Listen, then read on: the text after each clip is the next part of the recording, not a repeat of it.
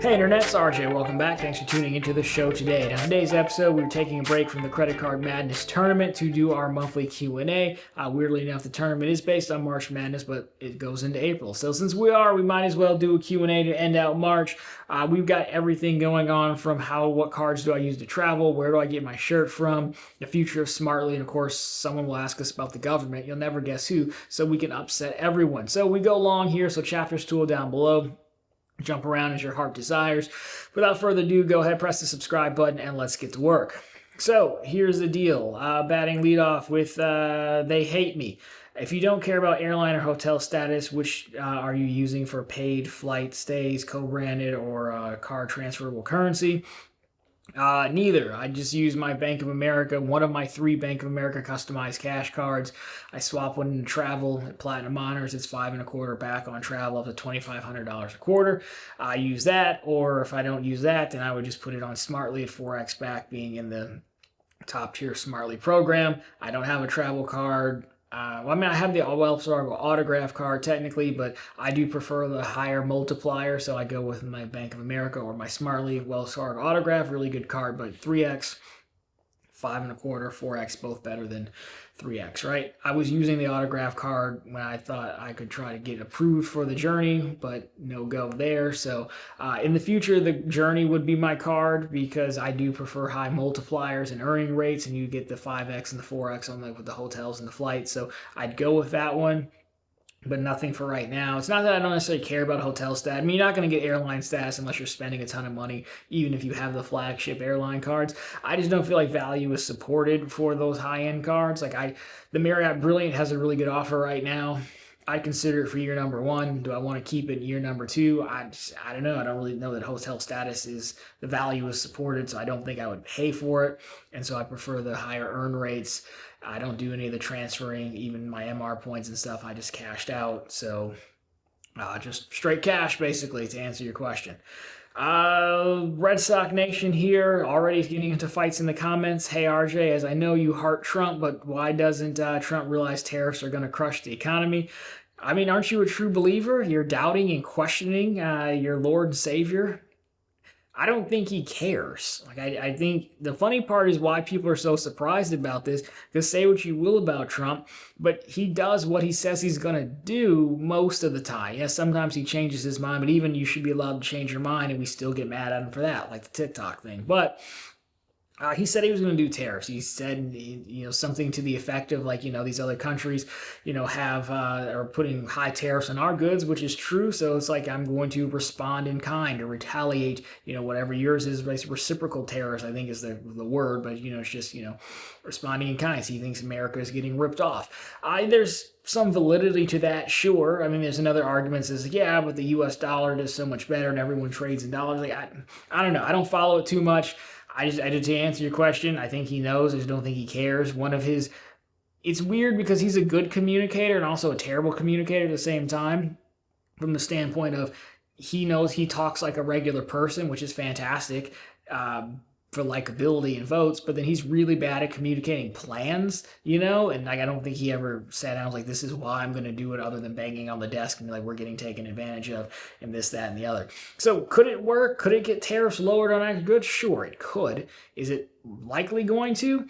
Well, I don't know. I mean, we've seen it work in places. Some countries have lowered them. Others have well, fine, we're going to start tariffing other things. And that's where we get into the trade war. But do I think he cares? No. And that's kind of the beauty of being in your last 4 years, like your senior year. Like, whatever, dude, I'm out of here after this. I don't have to pander for votes, which isn't a good thing. But, to your question, I think he knows. I don't think he cares. Will be my guess. So there you go. But he's your guy, man. He's your guy. You don't lose faith now. Card be due with a less inflammatory question. 5 questions. That's all right. Did you apply for the City Strata Premier previously? Yes, I applied twice. I was denied twice. Most recently was in January of this year. What would be your preferred $95? They said $524 basically, without saying $524. What would be your preferred $95 mid-tier card? It will probably be the autograph Journey. I mean, I will get them all, but as far as which one would I keep, it probably be the Journey. I think that's a travel card built for cashback people. Credit's easy to use, knocks it down to a $45 annual fee card. and then 5x back flights or 4x hotel. I can't remember which gets which, but it would be the Journey card would be the keeper. I'd consider the Strata, but again, I'd rather have the higher multipliers. And for as long as Smartly's around, I get 4x back with everything. So I guess the benefit of the autograph is that I get higher multipliers, plus I get insurances, which are nice to have when you need them. Do you have any $95 mid-tier cards at this moment? No, I have no annual fee cards at this moment. Maybe you could sort of count the Amazon card because of Amazon Prime, but I was paying for that for years before I had the card. I canceled my business platinum card earlier in the month, so canceled my US Bank Altitude Power card. So no, I don't have any annual fee cards right now, and I am happy about it. Opinion on the Wells Fargo autograph versus autograph Journey. When do you think Wells Fargo will release a Tier 4 card? I mean, I don't know that the autograph and the autograph Journey is like a versus. Like they're set up so that you have both of them, right? The Journey gives you the 5x, the 4x, plus the insurances, and the autograph comes in strong with all the additional 3x. So if you ask me like which one do you go with first, well, I think you go with the Journey first because it's the higher offer. It's like $600, so I would always take the higher money first. And then we know the autograph can sometimes get up to like $250, $300. I think that's what it was when I got it. So I would go with that one first. But they're designed to complement each other nicely. So I don't think it's a versus so much of a which one do you do first.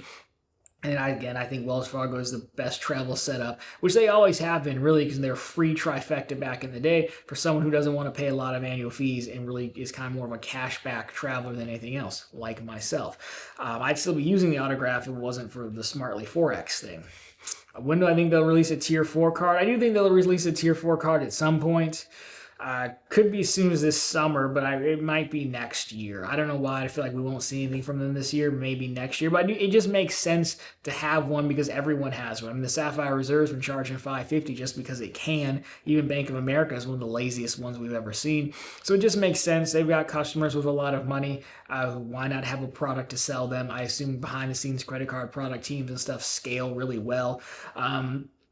I do think it'd be more akin to the Venture X. Not as good as the Venture X, but yeah, I take that back. They did really good with the Journey card. I know I'm like one of the few hardcore fans of it, but I think they did really good. So I think it could be good, but more so useful like a Venture X than a Sapphire Reserve, I would say. I don't think they go all the way up to like $600-700, but I could see something in the $400 that would compete with the old US Bank Altitude Reserve or this, the Venture X. I'm going to say next year because we haven't heard any rumors or anything. So I'm going to say next year sometime, which is so long away already, but yet it goes so fast. Who do you think will win the World Series? I didn't really pay attention too much. I think the Dodgers seem like they've got that one guy who's does everything, and we like him so much we ignore the betting scandal. So I would guess I'll pick the Dodgers. Why not? They're the team I see around the most, but I haven't really been paying attention. I see the spring ball on in the morning at the gym, but I guess I go with the Dodgers for no other reason than they have that Ohtani kid who's pretty good. All right, rapid fire, but those are 5 questions. Leo here. There's a guy who loves annual fee cards. This guy he loves them. Prominent real estate gentleman in Detroit for his captivating charisma and his style, driving in a Cadillac that's sometimes falling apart, wearing Rolexes. I appreciate the fan letter, but I must disappoint you because I did cancel the business platinum. So I don't know who this guy is. I canceled it at the beginning of the month. They did offer me a retention offer. I denied it. It was like $150. I'll do a video on that and the retention offer rejection. We just get really behind on videos during the tournament because we don't do our normal Thursday episode usually. So I'm behind on videos. I still some about the Smartly. But I appreciate the shout out, sir. I do. This guy loves his annual fee, so I'm sorry to disappoint you that I did kill the business platinum. Annual fee free right now, man, and it feels good. It feels good. I'm not mad about it. Snark and Spades, Mr. 5X, all the things. I appreciate that. 3 questions. Dudes are, it's funny. I opened this and I was like, we could do a quick Q&A. And then everyone's doing multiple questions here. Any thoughts on the Trump org lawsuit against Capital One and if it has anything to do with the Capital One Discover merger? Quid pro quo. So here's the deal. With that, it's kind of funny. I find it funny. This is going to upset some of our snowflakes in the audience. But if you don't know, Capital One Discover merger, all of a sudden the DOJ has concerns in a leaked type memo about, removing competitiveness or options in the subprime market. And then all of a sudden we find out that the Trump family is suing Capital One because Capital One closed almost all their business accounts. I find it funny. I love the fact that we have a president and a family where this is entirely possible, that he somehow got the DOJ to do this because they're suing for, closing all their accounts. It's also funny that closing all your accounts is something you go to the CFPB for, but whoops, wouldn't you know about that? So yeah, I think there's definitely a possibility, just given who it is and who's in charge. I wouldn't even be mad at him for. I know people would be mad about it. It's abuse of power, this, that, and the other. I try not to judge people if I was ever sitting in the chair, then I would absolutely try to use all the perks of the job. I'm no better, so I would definitely consider it as well. Do I think it's probably like that? I think there's something to do with it. Do I think it's the whole thing? No, but I definitely think there's something to do with it. Maybe he didn't give the order directly, but maybe someone in the DOJ is, like, hey, I can try to lobby for the next job if I do this. Something that we all do, by the way, but then we just judge other people more harshly when they have to do it in public, which is, try to make the boss happy. So yes, I think, I definitely think there's something. How serious? I don't know, but I think there's something. So that was one. Number two, any insights into the recent BILT bill pay changes and why and how they need to adjust the back end? I don't know why they have to. I assume, so what they did was they came out with a memo, and now basically you've got to go in there every month and pre-authorize your rent payment. Then, remember to then make your rent payment in your portal 5 days after the pre-authorization. I assume it has something to do with starting to lay the groundwork for getting into mortgages, because they did specify, like, hey, these account routing numbers are only going to work for rent payments, so you're not supposed to just take them and put them into your mortgage servicer's portal, for example. So I'd assume there's something about that where they're trying to build it out so they can accommodate more types of payments. I don't know how it works really, or like the back end of it, but that would be my guess, because they've said multiple times, hey, we're getting ready to take on mortgages, and we also want to make it that you could just use, I think it's always been this way, but you could still use BILT and not have the credit card, right? So I would guess it's something like that, but I don't know for sure. But that would be my guess if you had any insights. I wouldn't really call it insight, but speculation maybe. So there you go. Questions answered. I think those were just two, but that works. Thank you for writing in, sir. 50 grand. Milwaukee. I've been to Milwaukee, Wisconsin. I took my Six Sigma Green Belt test out there. Passed it too, years ago, like 2016, 2017. Why are a lot of BILT credit card users on Reddit upset about some of the... so the change, we kind of just talked about it, but again, my take on it is that their new change breaks auto pay, and now they were releasing an updated FAQ at the time of taping, so by the time this comes out, it could have changed a little bit. But I thought previously it would be like, your mortgage company or whatever can just go in, take the money, and keep it moving. But I think they're breaking that auto pay, so now you have to go in each month, pre-authorize the transaction, tell it how much you were pre-authorizing for, then go to your rent portal and then make the payment. And so it breaks auto pay.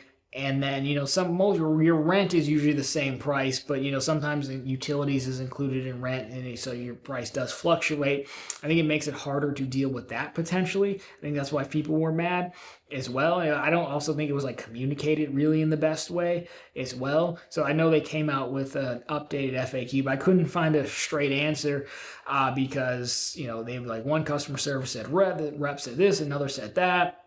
We don't really know if autopay is actually broken or not, but it sounds like you're going to have to go in every single month and do it versus it just, like my mortgage, you don't log in all the time to your mortgage. It just pulls the money out, and, if you set up autopay, you can set up a credit card for autopay the full amount. It will take the full amount versus you having to go in every single month and tell it. That was my understanding of it. But again, if someone's using BILT currently, let us know down below, because I've never used it, so I'm not 100% sure on that, but that is why I think people were very upset, rightfully so, because it does give you another task, another thing to remember. BILT says they'll send out email reminders, but it's another thing that I now have to do, where on all other payment services I never really did. And we don't really know, to the previous question, we don't really know why they switched. They gave some reasoning, but why did they really switch? Not that they owe us an answer, but the rationale, the honest rationale usually helps things go down better, in my opinion.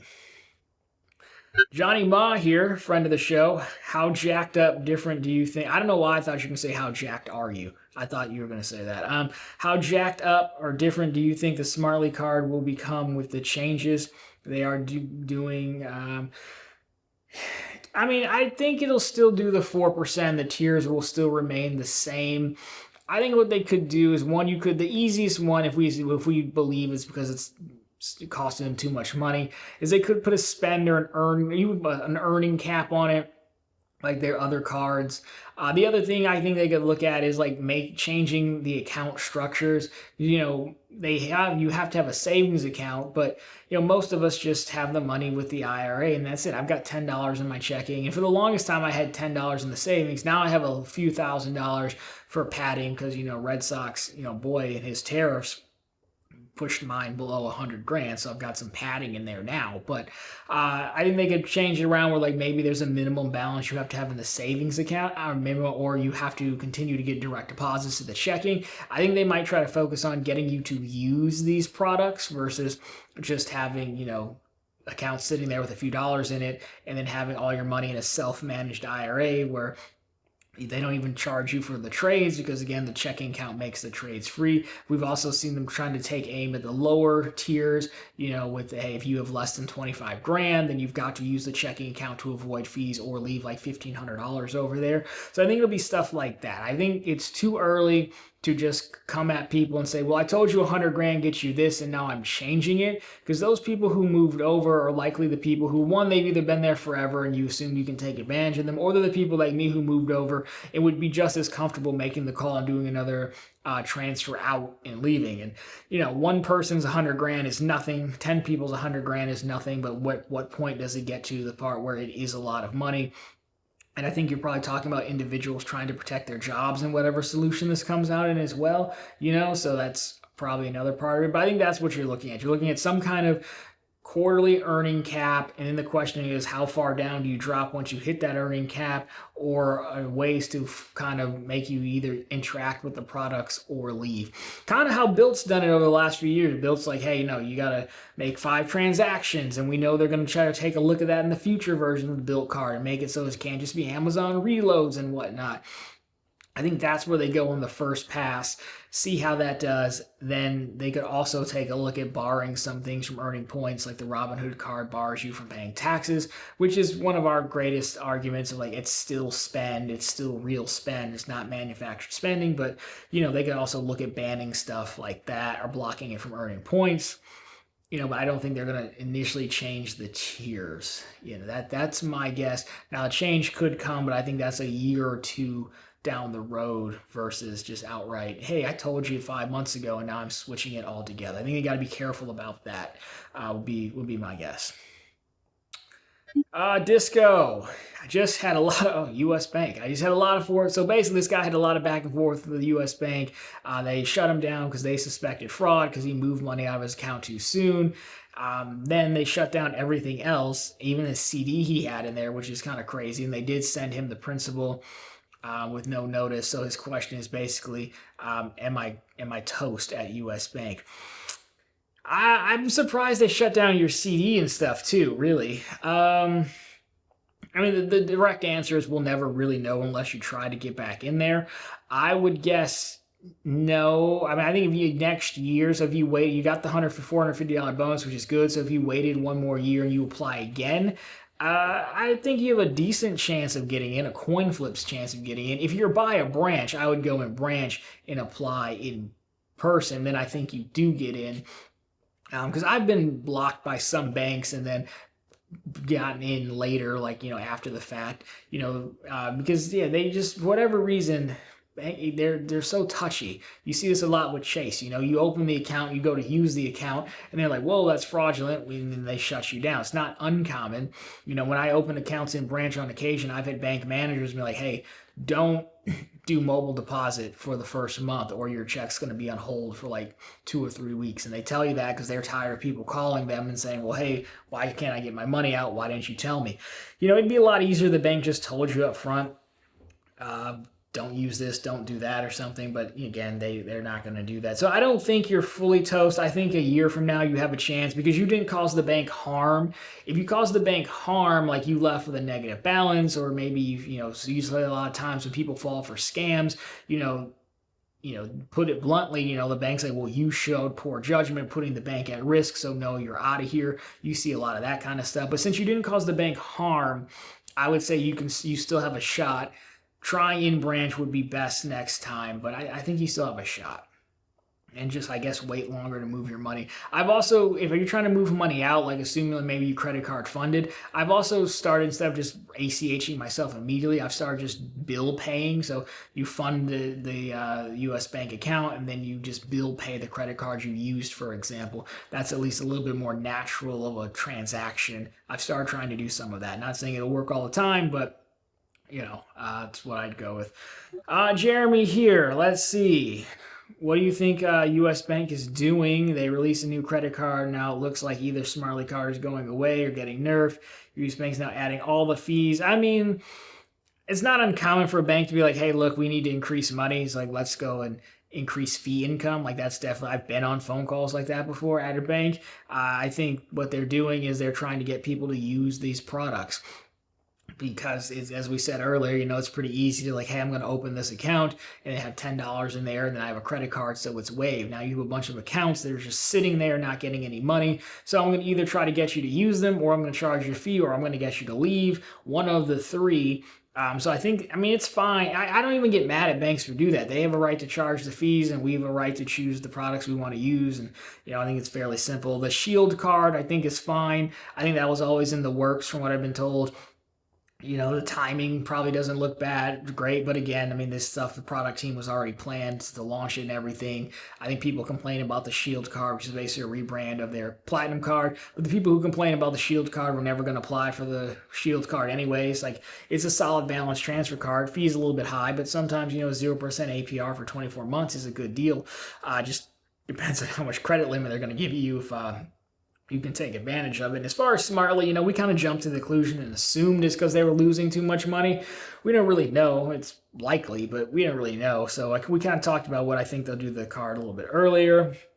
Also, what do you think about the Southwest changes? They have made 2 aggressive ones and people aren't happy. Do you think they went too far? No, I don't think they care, because, this is kind of like when all the 3 legacies do it, where I can do it, and like, where are you gonna go, right? Sure, Frontier, I think, had the promo like, hey, we'll fly your bags for free now, but realistically, like, where are you gonna go? So I don't think they care. They knew people were gonna be upset, but if you look at it, they're only upsetting the people who are borderline anyways. Because if you're spending a ton of money and flying them a lot, well, then you have status, and you're still gonna keep your bags and all that good stuff, right? At the A-list or whatever theirs is. So, it's really just becomes an assault on the casual flyer, so to speak. But then they're doing the thing where, like, well, we've offered you a solution, which is get a credit card, which is, of course, what they want. So, anytime they do changes like this, I guess my summary is that they know they're going to offend some people, and I think they've run the math, and they're perfectly fine losing those customers because they're not making a ton of money off those customers anyways. So benefit is I can make more money off of you, I can sell you another product, or you just go away and someone who has no idea, because again, how many of these people really know? We know, but I don't think people really know until they book their tickets. Maybe they don't even notice. So it kind of sucks, but I think that's what they're going for, really. Of like, yeah, well, we also see the favoritism towards business. How business was the only one who increased points earning by a little bit. So clearly they wanted to prioritize folks who were spending more money, and I think this does all that, of course, at the expense of the folks who are, just the casual. I fly a handful of times a year. Of course, I'm not going to have status. Of course, I'm not going to pay you money for a credit card type people, unfortunately. So that is my thought at Southwest. Yeah, they kind of went too far, but they went too far on purpose. So I guess it fits. Few more here. QC, man, who are you rooting for in the real March Madness? Michigan or Michigan State? Man, I don't watch it or pay attention to it at all. I don't even have cable. I don't really watch TV because I don't have cable to pay for it. So I guess I'd go Michigan, because I worked at Michigan on the health side for like 3 years before I became an evil banker. So I guess I'd go Michigan. Isn't like Duke supposed to be the team to beat this year? I think I've seen them in some highlights or something. But I guess I'll go Michigan just because I'm like 20 or so minutes from Ann Arbor, and I used to work there, but I didn't go to school there or anything. But I guess I'll go there. You tell me who we're betting on, who should win down below. But I guess I'm not really I don't really pay attention too much. So sorry to be a killjoy. Abduali here. I have it on good authority that RJ didn't cash out his MR points and use them for his special lady friend. Uncle Luke and Caesar always knew those Amex cards would work. Also, plug profitable content and memberships. I did cash out my membership reward points. I just haven't done the video yet because, again, during the tournament, we end up so far behind on videos.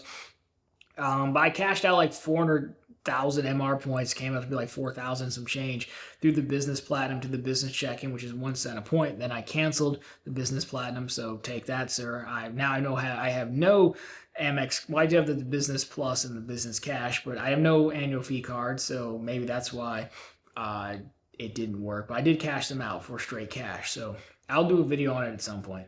Also, so we have a website. It's profitable content. We post over there news stories that we usually talk about on Sunday. Plenty of bank promotions like we cover on Run on the Bank. And of course, we have credit card offers. So, like, why are you bashing the platinum? Well, you can go get a business platinum if you want. If nothing else, it comes with a lot of points. So I always link that down below for you. Definitely check it out. The website's pretty good. There's a lot of earnings to be had in the bank bonus space. So there you go. I appreciate the plug. Also, let's hope bonus hunting gets easier. We're just kind of like a downtime right now, especially quarter to quarter. I think the beginning of the year we started out good. Now it goes slow as the promotions usually switch over quarterly. So we'll see. Things go up and down.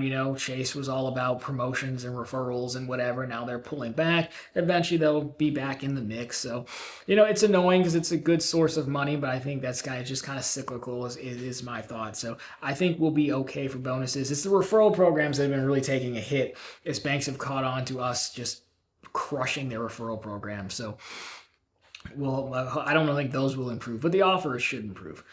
Michael Keaton, what is your biggest success and biggest regret dealing with credit cards? I think the biggest success is just the amount of money you can make. Last year was like $9,000 in credit cards, right? Like just intro offers and rewards earnings. I don't, it's not that I love credit cards. It's just I look for easy ways to make money. And there's just a lot of money out there, and getting all these credit cards and intro offers lets me do that. So I think the $9,000 was I want to say the most I've made in credit cards thus far. The previous year was pretty good too. We had all those ink offers, and I think I had the Sapphire offer. So I think it's just all the money, really. If they stopped paying money, I'd stop applying for them tomorrow. So really that's it. It helps you pay for things that we can debate all day. Is it income? Is it not? But it's money, and it does help, if nothing else, offset expenses. Biggest regret? I don't know if I'm like too many. I don't know if this is like a serious enough thing to have regrets over.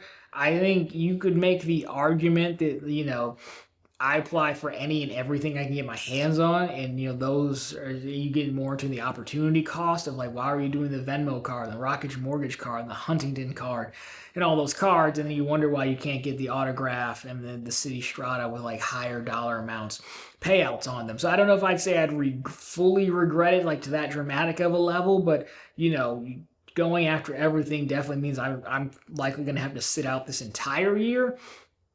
So I don't know if it's just regret, because I don't know if I would do it any differently.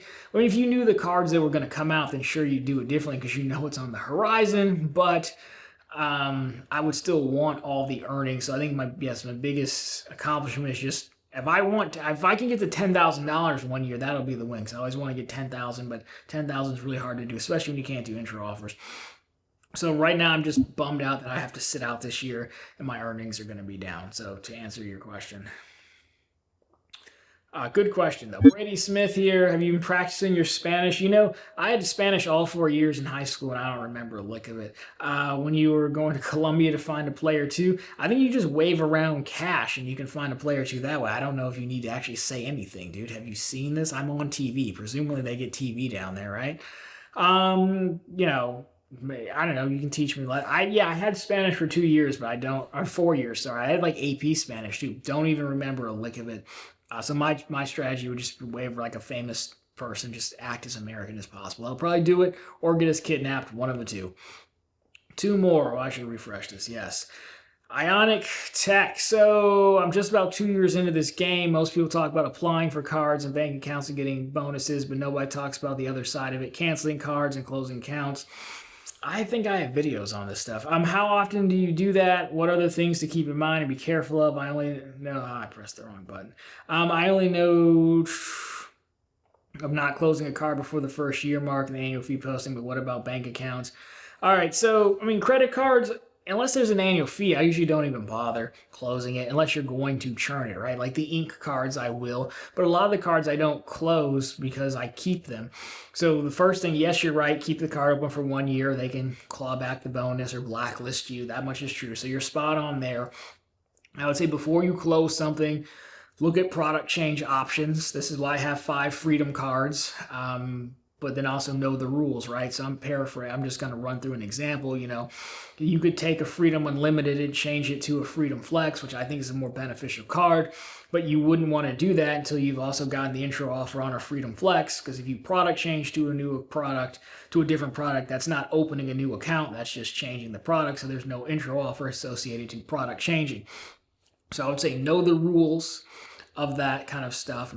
Look at your options before you cancel a card. Can I swap this into another card that's more useful? That's why I have 3 customized cash cards, or 2 customized, 1 Susan G. Komen. But it's the same thing. I product changed my unlimited cash card into that once I got the Smartly card versus closing it. So I would say understand that stuff. If you're gonna close something, make sure you've zeroed out all your points, used all the credits that you want to. Would be a big thing. But other than that, closing's not too bad. If you're on the American Express side, you're talking about fees, annual fee cards, you got to understand that you could potentially be offered a retention offer for it, which is basically a mini sign-up bonus to keep the card for 1 more year. These can be good. These can be bad. Again, I was offered $150 to keep my Platinum card for another year. I did not think value was supported at $150, so I declined and chose to cancel it. It's up to you, but, you might get more, you might get less. Just understand that that is an option. So things like that come in handy when you're talking about closing cards. If there's no product change that I want and it's a no annual fee card, I just leave it open and eventually the bank will sometimes close it. US Bank closed my triple cash. Bank of America is going to close one of my business unlimited cash. They send you a letter saying, hey, can you want to use this? And I just ignore it and let them close it. Bank accounts, I close as soon as I can. So if it's something like Fifth Third and they pay you like quickly, then I'll still wait 90 days. Then I'll close it after that if the bank doesn't specify how long you have to leave it open for. And, I don't really run into an issue there. You're going to run into many more issues with your check score. The bank can see that you've opened and closed a lot of accounts. There are some accounts that I can no longer open online, like Huntington. I have to go in branch and they can open it up for me. But even they're like, dude, how many years have you done this? Like, I don't know, 5 or 6 now probably, but they still open it for me. Same with Fifth Third. But I've never kept one open just to make the bank happy, because who's really to say, right? If it's not written down, then 90 days is generally the rule. Some people keep it open longer because they prefer to. It makes them feel better, and that makes you feel better, then you should do that. I mean, it's not worth overthinking for that. So if it makes you feel better, then by all means shut it down in 6 months. But for me, I close it as soon as I can. And I usually, if I get into trouble, it's more so for checks. Credit unions, of course, once per year, things like that. So that's kind of like a rapid fire summary of opening and closing. Let me know if I can answer something more specific for you, but 2 years in, you're doing just fine, sir. Last one here, what black polos do you use? This is Ministry of Supply. My black shirt. I really just wear a black t-shirt all day. I put this on as I've been wearing it for so long now.